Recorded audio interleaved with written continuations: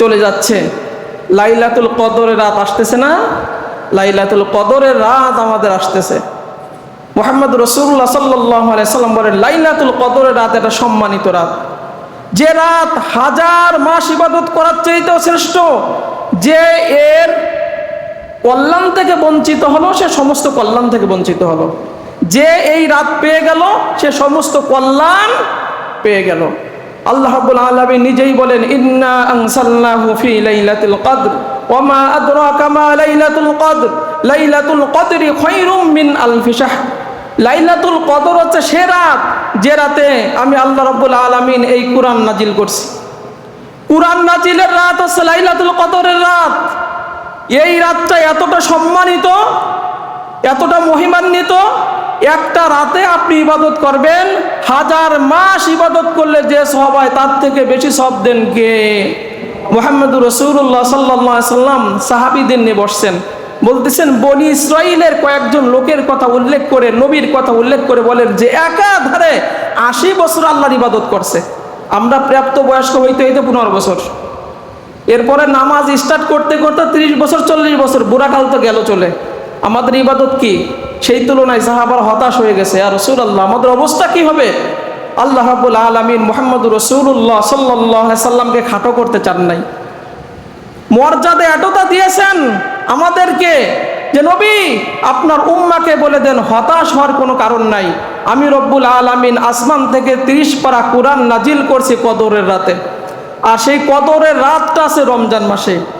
এই একটা রাত খুঁজে আপনার উম্মারা যদি ইবাদত করতে পারে, আমি রব্বুল আলামিন হাজার মাস ইবাদত করাচ্ছে সব আমি রব্বুল আলামিন আপনার উম্মতের আমলনামায় দান করে দেব।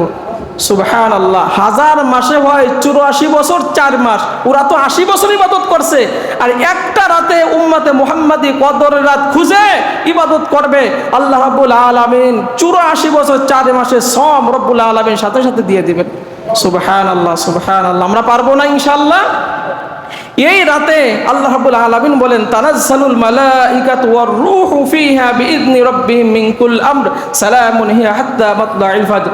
এই রাতে আল্লাহ তাআলা জিবরাইলকে নির্দেশ দেন, ফেরেশতা নিয়ে দুনিয়ায় চলে যাও, দেখো আমার কোন বান্দারা কোরআন পড়ে, রুকু করে, সিজদা করে, আমার ইবাদতে লিপ্ত আছে, তাদের জন্য মাগফিরাতের দোয়া করতে থাকো, আমি রব্বুল আলামিন ওই বান্দাকে মাফ করে দিব। তাদের উপর শান্তি বর্ষণ করতে থাকো আমার পক্ষ থেকে ফজর পর্যন্ত।